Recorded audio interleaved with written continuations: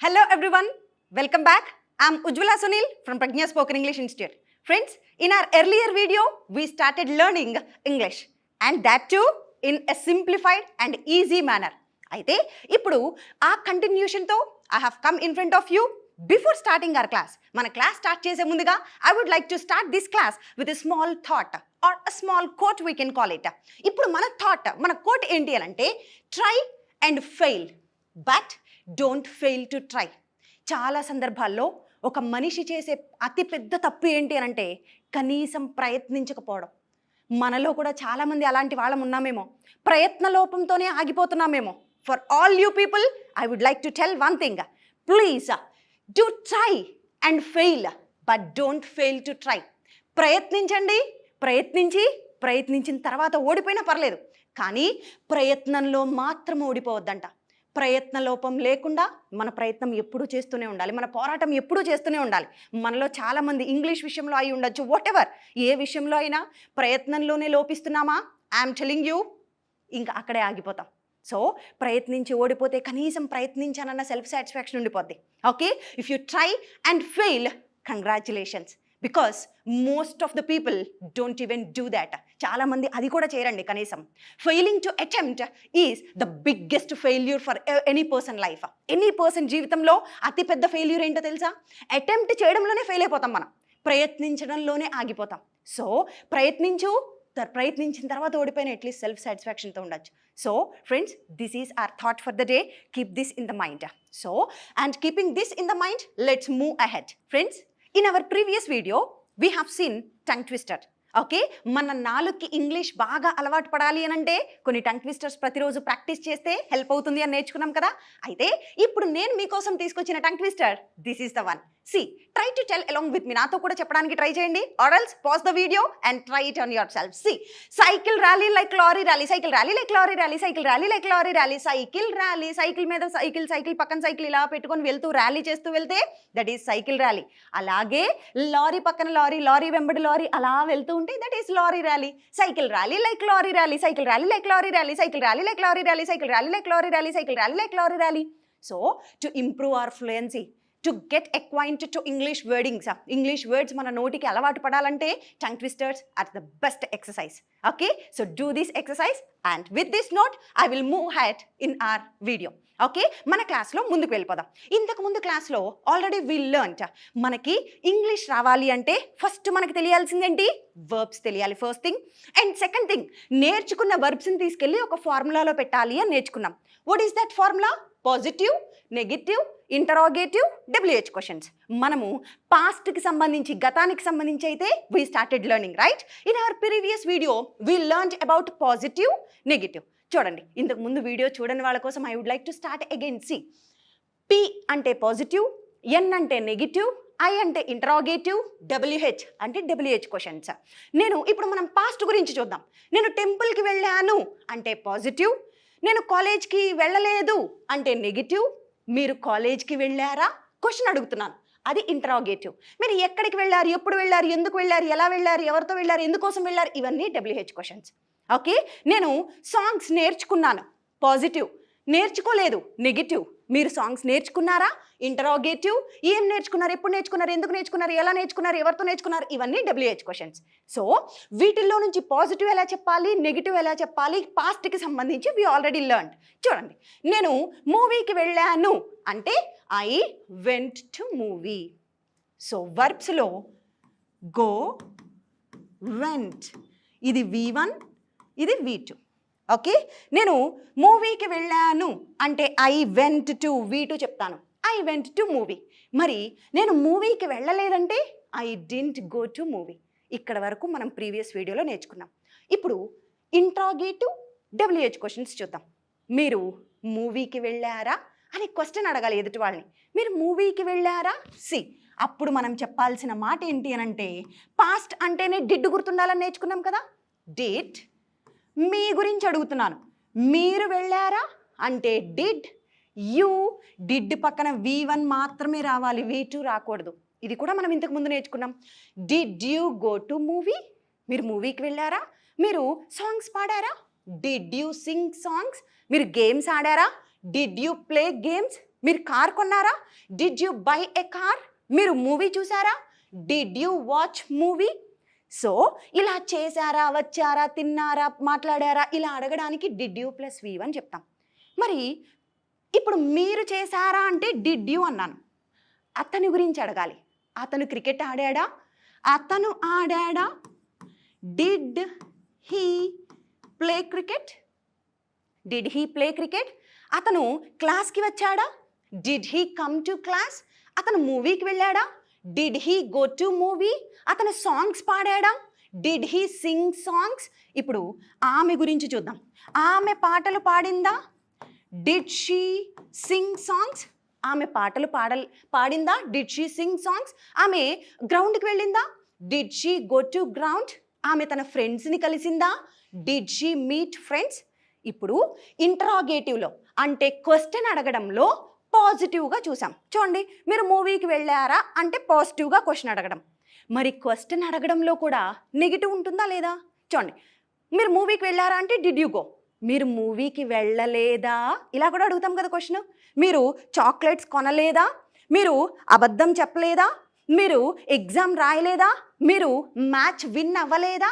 అయ్యారా అడుగుతాము, match win అవ్వలేదా? నెగిటివ్ క్వశ్చన్ కూడా అడుగుతాం కదా. మరి నెగిటివ్ అనగానే నాట్ పెట్టేయాలి. ఇంతకుముందు నేర్చుకున్నాం.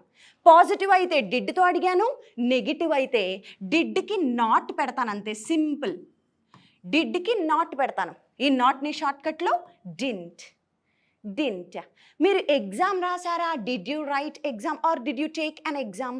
ఓకే, మీరు ఎగ్జామ్ రాసారా? Did you write an exam? మీరు గేమ్స్లో పార్టిసిపేట్ చేశారా?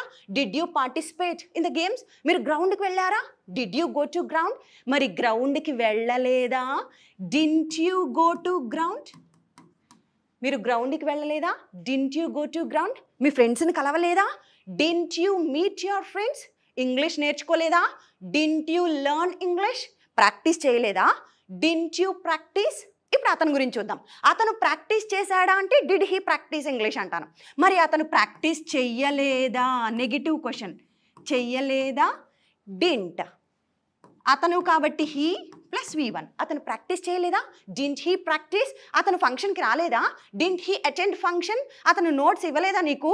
Didn't he give the notes? మరి ఆమె డాన్స్ చేసిందా? Did she dance? ఆమె డాన్స్ చెయ్యలేదా అంటే డింట్. ఆమె డాన్స్ చేయలేదా?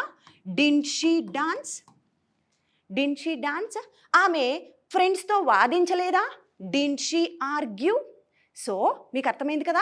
మీరు గేమ్స్ ఆడారా అంటే డిడ్ యూ ప్లే గేమ్స్? మీరు వాదించారా? Did you argue? వాదించలేదా? Didn't you argue? నేను వాదించాను, ఐ ఆర్గ్యూడ్. నేను వాదించలేదు, ఐ డింట్ ఆర్గ్యూ. మీరు గేమ్స్ ఆడారా? Did you play games? మీరు నోట్స్ రాసారా? Did you write notes? Newspaper చదివారా? Did you read the newspaper? Newspaper చదవలేదా? Didn't you read the newspaper? So hope you understood these 3. అంటే మన ఫార్ములాలో నుంచి positive, negative, interrogative 3 అయిపోయాయి. And last and final WH questions చూద్దాం. WH questions అంటే what, where, when, why, how, వీటిని WH questions అంటాం. చూడండి, నిన్న మీరు నాకు షాపింగ్ మాల్లో కనిపించారు. నేను ఇప్పుడు మిమ్మల్ని అడుగుతున్నాను, నిన్న మీరు నాకు షాపింగ్ మాల్లో కనిపించారు, నేను మిమ్మల్ని చూశాను, మీరు ఏం కొన్నారు అని అడగాలి నేను. ఏమి కొన్నారు అక్కడ? ఏమిటి అంటే ఇంగ్లీష్లో మనం చెప్పాల్సిన మాట వాట్. ఇప్పుడు ఈ ఇంట్రాగేటివ్ ముందు వాట్ అనేది పెడతాను, అదే WH క్వశ్చన్. సింపుల్. ఈ ఇంట్రాగేటివ్ ముందు WH వర్డ్ ఒకటి పెట్టాను. So this is WH question. చూడండి, కలిపి చదవండి. మీరు ఏం కొన్నారు మాల్లో? What did you buy? అంతే. What did you buy? నేను క్వశ్చన్ అడిగాను, మరి మీరు ఆన్సర్ చెప్పాలి కదా. ఆన్సర్కి ఏం యూజ్ చేయాలంటే పాజిటివ్, నెగిటివ్ యూజ్ చేయాలి. ఆన్సర్ అంటే ఈ పాజిటివ్, నెగిటివ్ చెప్తాము. క్వశ్చన్ అంతే ఇంట్రాగేటివ్, WH క్వశ్చన్ 2 చెప్తాం. సో ఇప్పుడు ఆన్సర్ మీరు ఏం చెప్పాలి? నేను ఒక డ్రెస్ కొన్నాను అని చెప్పాలి. I bought a dress. Okay, నేను ఒక టాయ్ కొన్నాను. I bought a toy. So ఏమి కొన్నారంటే వాట్ డిడ్ యూ బై. మీరు ఈ డ్రెస్ ఎక్కడ కొన్నారు అనాలి. ఎక్కడ అంటే ఇంగ్లీష్లో వేర్ అని చెప్తాను. Where did you buy this dress? Where did you buy this dress? నిన్న మీరు ఎక్కడికి వెళ్ళారు? Where did you go? ఎప్పుడు వెళ్ళారు మూవీకి? ఎప్పుడు అంటే when. When did you go to movie? Okay, ఎప్పుడు పార్టిసిపేట్ చేశారు గేమ్స్లో? When did you participate in the games? ఎందుకు పార్టిసిపేట్ చేశారు? Why did you participate? ఎందుకని ఏడ్చారు మీరు? Why did you cry? ఎందుకు నవ్వారు? Why did you laugh? ఎందుకు వచ్చారు ఇక్కడికి? Why did you come? So this is why. ఎలా వచ్చారు? How did you come here? How did you come? So ఎలా రాశారు exam? How did you write exam? ఇప్పుడు దాకా యూ చూసాం. ఇప్పుడు అతని గురించి చెప్పాలి. అతను ఏం చేశాడు? What did he do? ఎక్కడికి వెళ్ళాడు? Where did he go? ఎప్పుడు వెళ్ళాడు? When did he go? ఎందుకు వెళ్ళాడు? Why did he go? ఎలా వెళ్ళాడు? How did he go? ఇప్పుడు షీ అయినా కూడా సేమ్. ఆమె ఏం చేసింది? What did she do? ఎక్కడికి వెళ్ళింది? Where did she go? ఎప్పుడు వెళ్ళింది? When did she go? ఎందుకు వెళ్ళింది? Why did she go? ఎలా వెళ్ళింది? How did she go? Hope you understood the structure. So ఇప్పుడు పాస్ట్కి సంబంధించి ఏది అడిగినా సరే మీ గుప్పెట్లో ఉంది. ఏది అడిగినా సరే ఈ 4 ఈ ఫార్ములాలోనే ఉంది. ఫార్ములా రావాలి, వర్బ్స్ రావాలి, అంతే. ఇంగ్లీష్ వచ్చినట్టే. గెటింగ్ మీ? కాన్ఫిడెన్స్ వచ్చిందా? ఫార్ములా వచ్చి కొన్ని వర్బ్స్ వస్తే ఆ వర్బ్స్ని తీసుకొచ్చే ఫార్ములాలో అప్లై చేసుకొని డిఫరెంట్ స్ట్రక్చర్స్ నేర్చుకుంటే and we can speak English. So this is very easy. Now you got to know. అర్థమైంది కదా చాలా ఈజీగా ఇంగ్లీష్ నేర్చుకోవచ్చని. ఇప్పుడు మరి పాస్ట్కి సంబంధించి చూసాం కదా. ఈ పాస్ట్ ఈజీగా మాట్లాడచ్చా? పాస్ట్ ఈ ఒక్క స్ట్రక్చర్ వస్తే మాట్లాడచ్చో లేదో, మనం కాన్వర్జేషన్ చేయొచ్చో లేదో ఇప్పుడు మీకు నేను చేసి చూపిస్తాను. You will come to know. ఇది వస్తే ఇంగ్లీష్ వస్తున్న కాన్ఫిడెన్స్ ఇప్పుడు మీలో క్రియేట్ అవ్వాలి. చూద్దామా ఫ్రెండ్స్? ఇప్పుడు దాకా మనం V2 స్ట్రక్చర్ నేర్చుకున్నాం కదా. మరి V2 యూజ్ చేసి అది వస్తే ఇంగ్లీష్ వచ్చేసింది అన్నారు. పాస్ట్కి సంబంధించి ఏదైనా మాట్లాడచ్చు అన్నారు. నిజమా? Yes, I will prove it now. అంటే ఇప్పుడు పాస్ట్ గురించి ఎలాంటి క్వశ్చన్స్ అడిగినా కూడా, అంటే ఎలాంటి కాన్వర్జేషన్ అయినా చేయొచ్చు. మనం చూద్దాం. ఇప్పుడు పాస్ట్ యూజ్ చేసి we have Madhavi ma'am here and will make a small conversation. గతం యూజ్ చేసి మనం నేర్చుకున్న స్ట్రక్చర్ యూజ్ చేసి మాత్రమే ఇప్పుడు కాన్వర్జేషన్ జరుగుతుంది. Will see that. Okay, yes. Hi ma'am. Hi ma'am. Okay madam, tell me, I called you many times yesterday but you did not lift my call at all, and what happened? Oh, sorry ma'am. I went to some gathering of my friends at school. So I didn't attend your call, ma'am. Oh, that's a great news. It's okay, no issues. But why didn't you call me back? Oh, sorry ma'am. I didn't check my mobile. Okay. I was a bit busy. Acha, you were so busy, right? Yes, yes. And tell me ma'am, how did you spend at the party? I had a great time with them, ma'am. Okay. We will meet after long time. Okay. So we cherished every moment. Okay, you cherished every moment. Yes, ma'am. So hope you enjoyed a lot in the party. Yes, ma'am. We enjoyed a lot. Okay, but you did not take me to the party. Next time I will take you. Ma'am. Okay ma'am, sure. So let's catch up. Okay. Okay, ma'am. Yes ma'am. Bye. So friends, చూసారు కదా, అంటే past use చేసి ఇప్పుడు చిన్న సరదాగా just అలా conversation చేసాం. So this is one kind of practice. ప్రాక్టీస్లో రకాలు ఉంటాయండి. జస్ట్ ఇప్పుడు దాకా మనం నేర్చుకున్నాం అంటే V2 స్ట్రక్చర్ మీకు తెలిసిందంతే, వచ్చేయలేదు. తెలుసుకున్నాం, మాట్లాడడం వచ్చేయలేదు. మాట్లాడడం రావాలంటే ఒకటి ఆ స్ట్రక్చర్ని బాగా ప్రాక్టీస్ చేయాలి, 2 అవి యూజ్ చేసి ఎదుటి వాళ్ళతో ఇలా కాన్వర్జేషన్ మాట్లాడుతూ ఉండాలి, and third kind of practice ఆ V2 స్ట్రక్చర్ని మనం నేర్చుకున్న ప్రతి స్ట్రక్చర్ని యూజ్ చేసి దాన్ని ఒక యూసేజ్, ఒక కథలాగా అల్లాలన్నమాట. ఇప్పుడు ఆ యూసేజ్ ఎలా మేక్ చేయాలి, ఆ కథ ఎలా అల్లాలో కూడా I will tell you. Have a glance. ఇప్పుడు నేను ఒక చిన్న కథ అల్లుతాను. ఆ కథలో మనకి కొంచెం వొకాబులరీ కూడా వస్తుంది. ఏంటది అంటే చూడండి, ఎర్లీ బర్డ్. ఎర్లీ బర్డ్ అంటే మీనింగ్ ఏంటి అని అంటే 2 మీనింగ్స్ వస్తాయి ఇక్కడ. ఏ పనికైనా ముందుంటారు కొంతమంది. ఓకే, చాలా ముందుండి పని చేస్తూ ఉంటారు, చాలా చురుగ్గా, ప్రతిదానికి టైం కంటే టైం, ఎవ్రీథింగ్ అలా చేసే వాళ్ళని ఎర్లీ బర్డ్ అంటారు. లేకుంటే ఉదయాన్నే నిద్ర లేచే వాళ్ళని కూడా ఎర్లీ బర్డ్ అని చెప్తాం. నెక్స్ట్ లేట్ బర్డ్ అంటే క్వైట్ ఆపోజిట్, అంటే ప్రతి పనికి లేట్ ఉంటారు, ఉదయాన్నే లేవరు. ఇలాంటి వాళ్ళని లేట్ బర్డ్స్ అంటాం.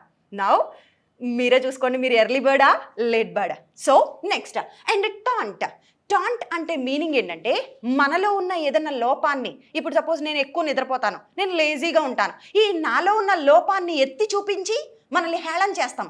దాన్ని ఏమంటామంటే టాంట్ అంటాం. టాంట్ అనేది వర్బ్. టాంటెడ్. సో ఇప్పుడు ఈ 3 యూజ్ చేసి నేను ఒక చిన్న కథ అల్లుతాను, అందులో V2 స్ట్రక్చర్ కూడా పెడతాను. V2 యూజ్ చేసి ఈ కొంచెం వొకాబులరీ యూజ్ చేసి ఒక యూసేజ్ ఎలా మేక్ చేయాలో చూద్దాం. ఓకేనా? సో లిసన్, నేను లేట్ బర్డ్ని, కానీ మా బ్రదర్ మాత్రం early bird. Okay, my brother is an early bird and where as I am a late bird. నేను మాత్రం లేట్గా లెగుస్తూ ఉంటాను. And today morning he woke up and he went for a walk. మొత్తం V2 structure use చేస్తున్నాను చూడండి. He woke up today morning early and he went for a walk. Whereas I slept till 9 o'clock. నేను మాత్రం 9 వరకు నిద్రపోతూనే ఉన్నాను. I slept till 9 o'clock. So he returned and he saw my laziness and he taunted me. He taunted me. Then I felt very bad and finally I realized my mistake. నా తప్పుని నేను తెలుసుకున్నాను, realise అయ్యాను. అర్థమైంది కదా? అంటే మొత్తం past use చేశాను, ఈ 3 వొకాబులరీ పెట్టాను, ఒక చిన్న కథ అల్లాం కదా. ఇప్పుడు సేమ్ అదే మనకి మాధవి మ్యామ్ చెప్తారు. Let's listen in her words. Ma'am ready? Okay, ma'am. Yes, Ready. ma'am. Yes. My brother is an early bird, Okay. whereas I am a late bird. And he woke up early in the morning today and he went to work. I slept till 9 o'clock. So he taunted me, my laziness. I felt very bad. I realized my mistake. Excellent ma'am, superb. So friends అర్థమైంది కదా, అంటే V2 structure నేర్చుకున్న దాన్ని ఇలా కొంచెం vocabulary వర్బ్స్ని మనం use చేసి ఒక కథ అల్లాలన్నమాట. So if you do like this you will get good English. So friends, hope you got the lesson and keep watching, stay tuned and thank you so much and let's catch up in our next lesson. Thank you.